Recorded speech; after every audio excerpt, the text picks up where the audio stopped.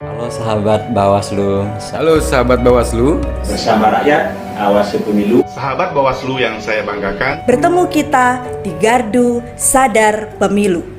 Halo sahabat Bawaslu, saya Ruh Hernansyah, Koordinator Divisi Hukum, Humas dan Datin Bawaslu Provinsi Kalimantan Barat. Selamat datang di Gardu Sadar Pemilu. Sahabat Bawaslu, kesempatan kali ini kita akan membahas tentang larangan kegiatan kampanye yang dilaksanakan oleh aparatur desa, baik itu kepala desa maupun aparat desa, termasuk badan musyawarah desa. Nah, sebagaimana dalam kerangka hukum pemilu mengatur hal tersebut dimaksud di dalam pasal 280 Undang-Undang Nomor 7 Tahun 2017. Pada masa kampanye, peserta pemilu dilarang untuk ayat 2-nya melibatkan diantaranya adalah kepala desa dan aparatur desa. Karena memang sebagaimana disebutkan di Undang-Undang Pemerintahan Desa, kepala desa memang juga dilarang terlibat politik praktis. Terlebih itu di dalam ketentuan Undang-Undang Pemilu, ya, larangan tersebut baik dilibatkan maupun melibatkan diri. Nah, apabila peserta pemilu atau pelaksana kampanye melibatkan para aparatur desa, baik kepala desa maupun perangkat desa, maka dapat diancam dengan ancaman pidana sebagaimana dimaksud pasal 493 Undang-Undang Nomor 7 Tahun 2017 yang menyebutkan bahwa setiap pelaksana dan atau tim kampanye pemilu yang melanggar larangan sebagaimana dimaksud di dalam pasal 280 ayat 2 dipidana dengan pidana kurungan paling lama 1 tahun dan denda paling banyak 12 juta rupiah. Nah, bagaimana halnya apabila kepala desa dan aparatur desa atau perangkat desa termasuk badan permusatan desa yang aktif melakukan kegiatan kampanye, ya, hal tersebut tentu dilarang di dalam kerangka hukum pemilu di Indonesia. Nah, maka untuk itu apabila perbuatan tersebut dilakukan, ya, maka akan ada ancaman pidananya, ya, sebagaimana dimaksud di pasal 494 Undang-Undang Nomor 7 Tahun 2017, ya, yang disebutkan setiap aparatur sipil negara, anggota Tentara Indonesia dan Kepolisian Republik Indonesia, kepala desa, perangkat desa dan atau anggota badan permusyawaratan desa yang melanggar larangan sebagaimana dimaksud di dalam pasal 280 ayat 3 dipidana dengan pidana kurungan paling lama 1 tahun dan denda paling banyak 12 juta rupiah. Nah, inilah kerangka hukum pemilu yang mengatur aspek penindakan apabila ada oknum, khususnya di sini kepala desa, perangkat desa maupun badan permusyawaratan desa yang melaksanakan atau yang melakukan perbuatan melawan hukum berupa turut serta atau ikut melaksanakan kegiatan kampanye.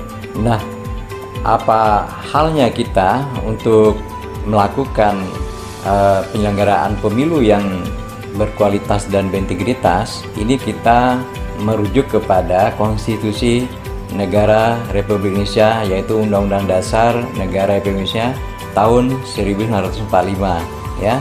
Di pasal 22E itu disebutkan bahwa ayat 2-nya itu disebutkan bahwa penyelenggaraan pemilu dilaksanakan secara langsung, umum, bebas, rahasia, jujur dan adil, ya.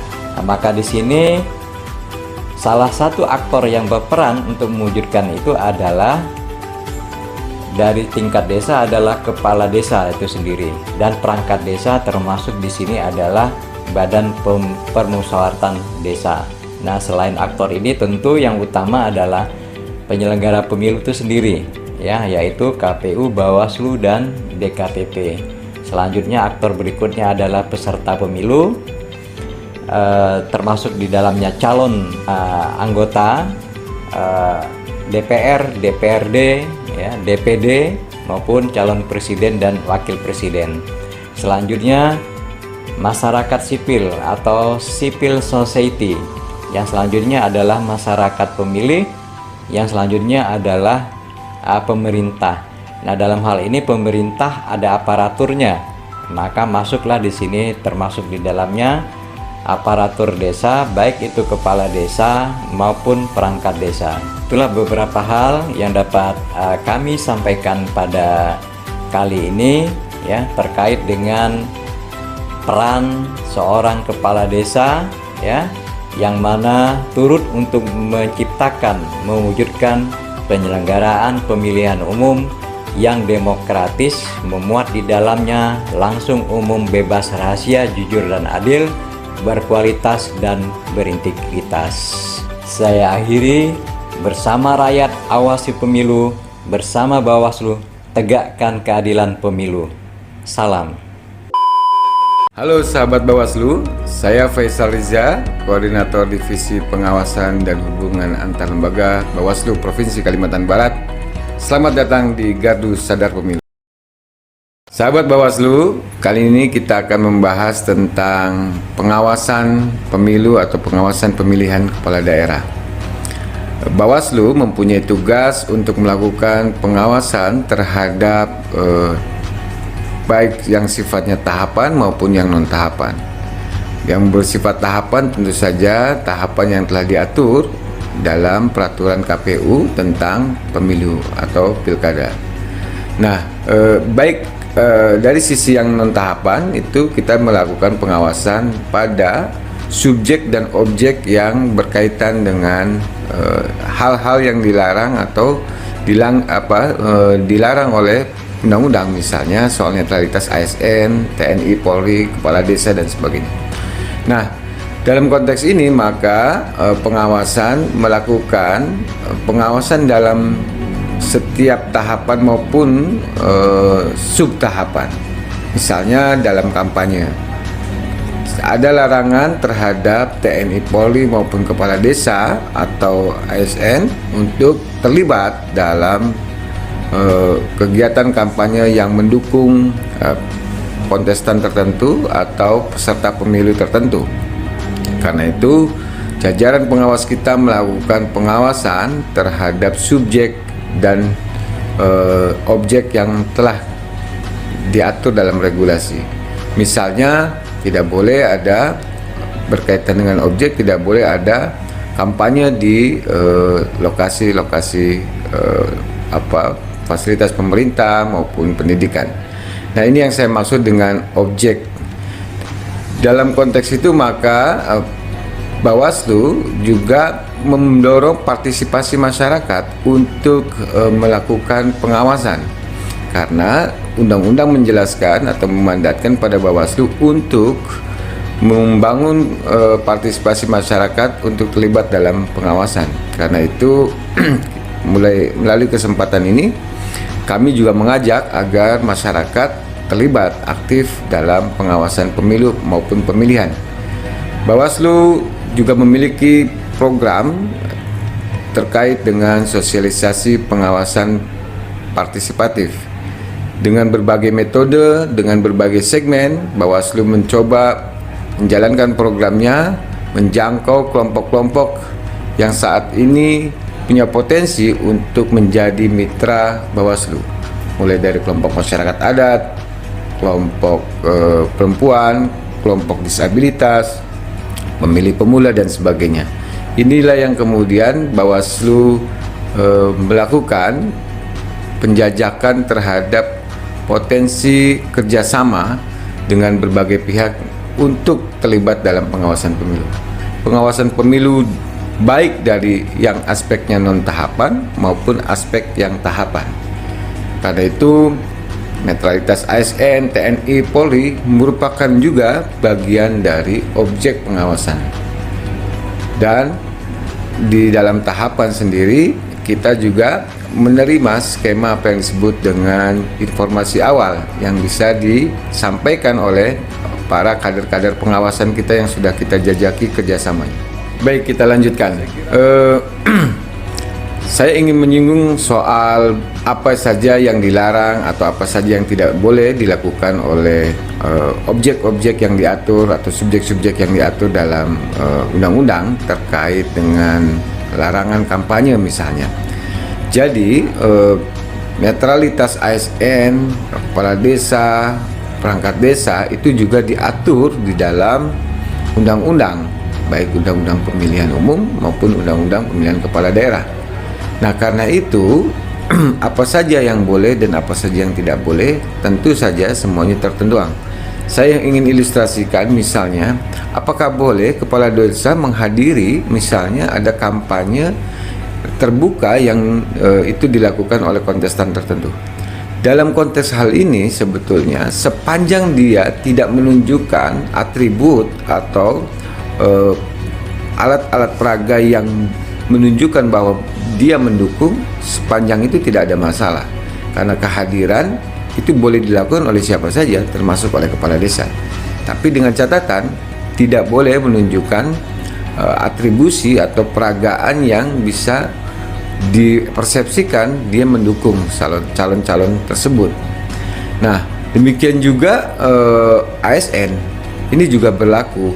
Jadi hal-hal yang sebetulnya kita bisa pahami terkait dengan dukungan ini, tentu itu nanti akan kita lakukan verifikasi bukti.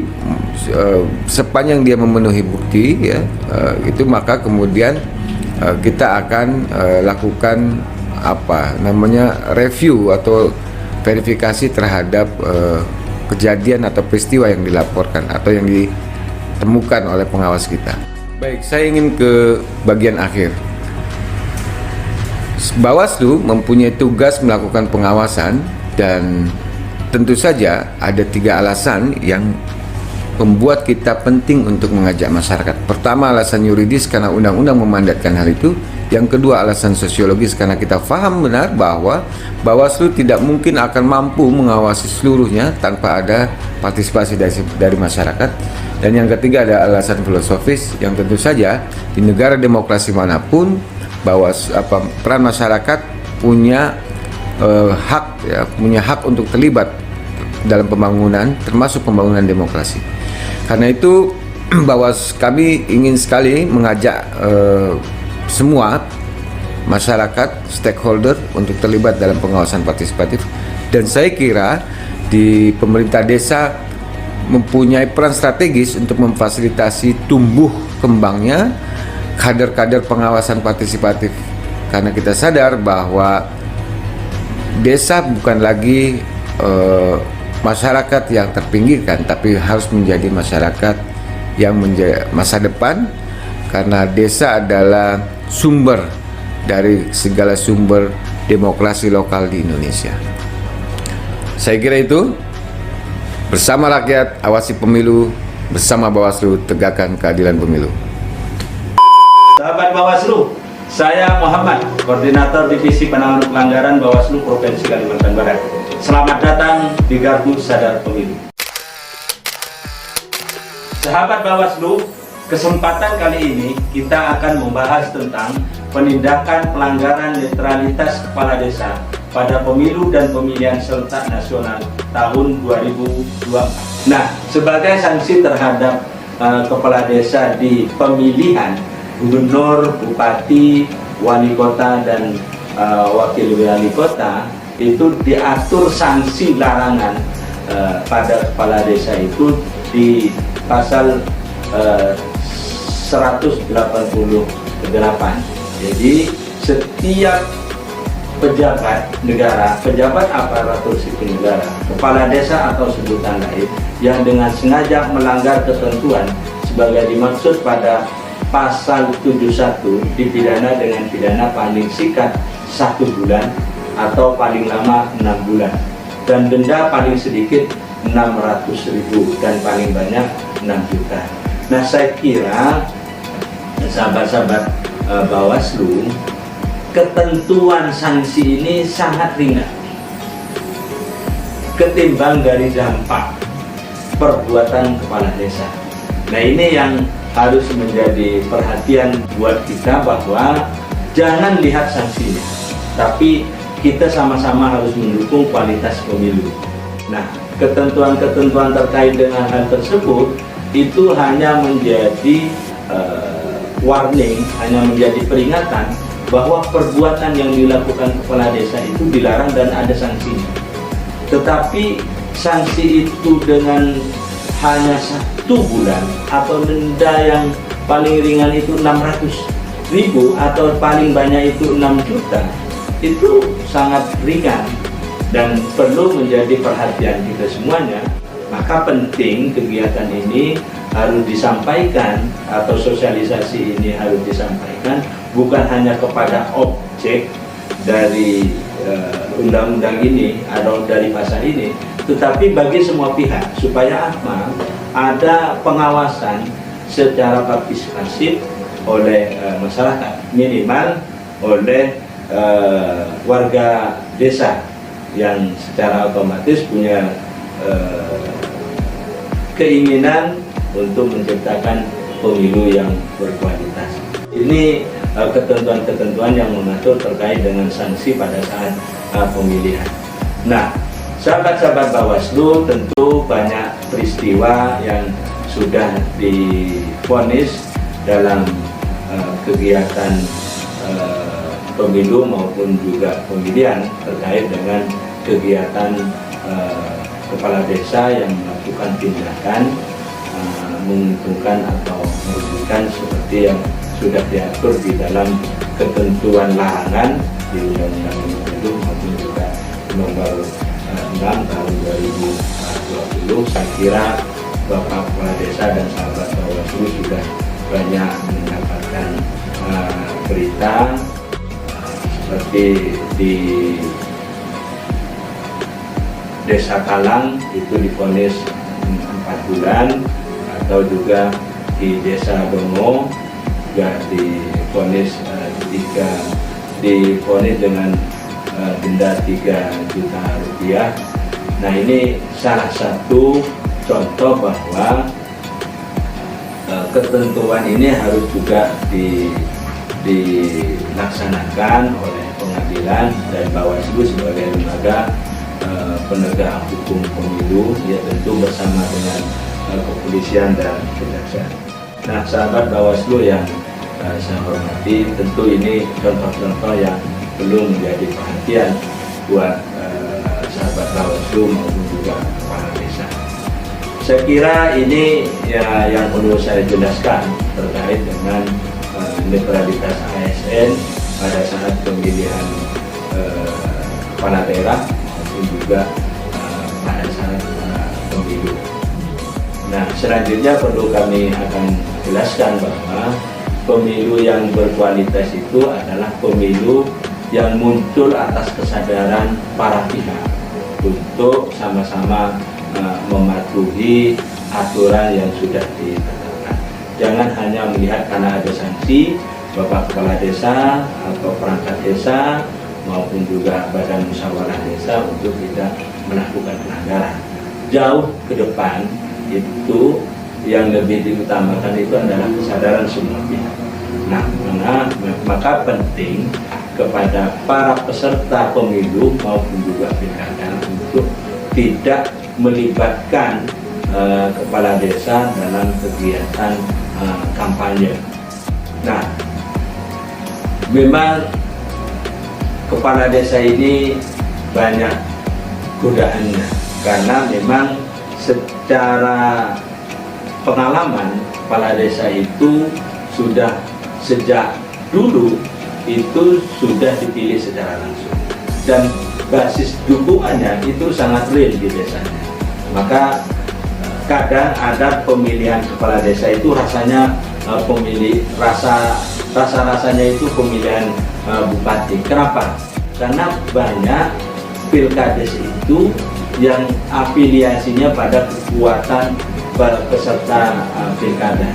Nah, ini sangat bahaya jika sejak awal afiliasi kepala desa itu kepada peserta pilkada maupun juga berafiliasi kepada kekuatan partai politik, sehingga ini sangat sulit untuk menghindari karena terkesan sangat punya hutang budi dalam hal mendapatkan dukungan.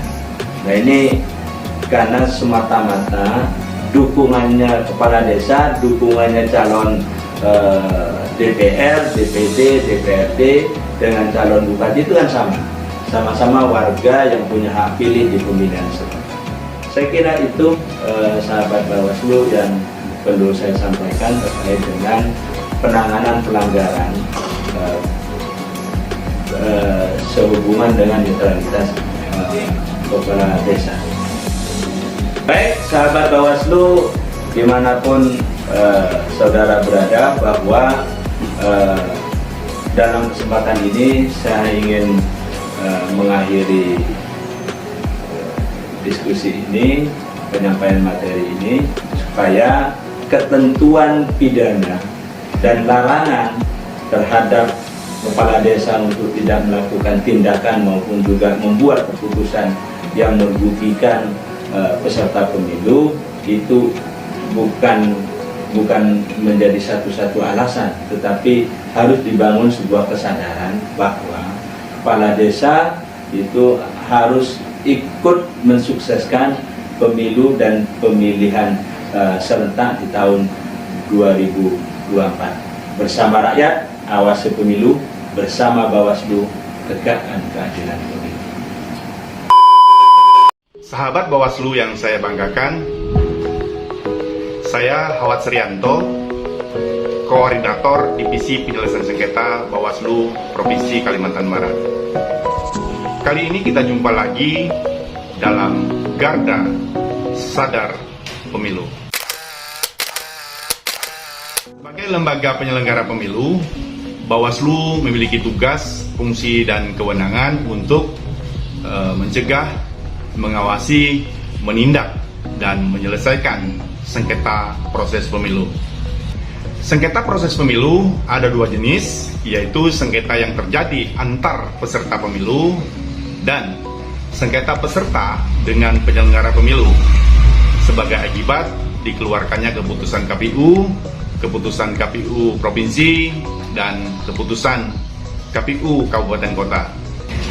Sebagai lembaga yang berwenang untuk menyelesaikan sengketa proses pemilu, Bawaslu Provinsi dan Bawaslu Kabupaten Kota memeriksa, memediasi, mengadjudikasi, dan memutus sengketa proses pemilu paling lambat 12 hari kerja sejak permohonan sengketa diregister.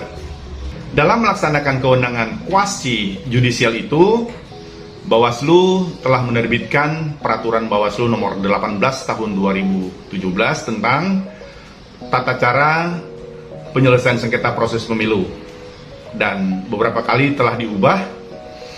Perubahan yang terakhir dengan Perbawaslu Nomor 5 Tahun 2019 sebagai peraturan pelaksana dari Undang-Undang Nomor 7 Tahun 2017 sekaligus sebagai hukum acara beracara di Bawaslu. Tren di sengketa proses pemilu acap kali berpotensi menimbulkan konflik horizontal. Hal ini diwarnai dengan keributan antar pendukung. Biasanya terjadi ketika memasuki tahapan pencalonan, kampanye, pemungutan suara, dan penetapan hasil. Penyelesaian sengketa proses antara peserta dengan penyelenggara, para pencari keadilan sebagai pemohon memposisikan KPU Provinsi dan KPU Kabupaten Kota sebagai pihak termohon dalam persidangan di Bawaslu. Dalam penyelesaian sengketa proses antara peserta, artinya dalam hal ini sesama peserta, Bawaslu akan membentuk pengawas pemilu ad hoc yang juga akan diberikan mandat untuk menyelesaikan sengketa proses pemilu. Dalam hal ini sengketa proses antar peserta di wilayah kecamatan, mengingat kendala geografis dan juga kendala komunikasi. Nah, sahabat Bawaslu, memetik pelajaran dari sekian banyak permohonan yang diregister, selanjutnya diperiksa, dimediasi, diadjudikasi, dan sejumlah putusan yang dikeluarkan oleh Bawaslu, terutama Bawaslu Provinsi Kalimantan Barat, maka pada kesempatan ini dihimbau sekaligus mengajak, terutama pada tahapan pencalonan anggota legislatif, baik di level provinsi maupun kabupaten kota, dalam hal ini konteks pencegahan, agar para kepala desa atau lurah turut serta mengawasi, turut serta memastikan para calon di daerah yang dikenalnya memenuhi persyaratan administrasi secara benar, tepat waktu, lengkap, untuk menghindari sengketa sejak dini. Assalamualaikum warahmatullahi wabarakatuh. Sahabat Bawaslu, selamat datang di divisi yang menjadi dapurnya Bawaslu, Divisi Sumber Daya Manusia dan Organisasi. Bertemu kita di Gardu Sadar Pemilu. Selayaknya rumah, dapur merupakan salah satu ruangan terpenting untuk melahirkan banyak hal. Melahirkan masakan yang lezat, menu yang variatif, melatih keahlian koki, dan juga membangun ide dalam merencanakan asupan gizi yang pas bagi penikmat makanan tersebut. Begitupun kehadiran divisi ini, divisi yang disingkat dengan SDMO, melakukan perencanaan dan penyusunan anggaran kelembagaan, pelatihan dan pendidikan, rekrutmen penyelenggara pemilu dan pemilihan di tingkat kecamatan, kelurahan atau desa maupun pengawas di TPS, dan memastikan semua jajaran hingga sekretariat memiliki kapasitas keilmuan tentang kepemiluan yang mumpuni sebagai bagian yang tak terpisahkan dari tugas dan wewenang pengawas pemilu. Kalimantan Barat yang masyarakatnya sangat heterogen ini dengan 12 kabupaten, 2 kota, 174 kecamatan, 99 kelurahan, dan 2031 desa tentunya punya energi yang luar biasa untuk menghadirkan pemilu dan pemilihan yang berkualitas. Kehadiran masyarakat untuk menjadi pengawas pemilu atau pemilihan di semua tingkatan merupakan spirit awal sebagai bentuk keterlibatan semua elemen dalam kepentingan bernegara.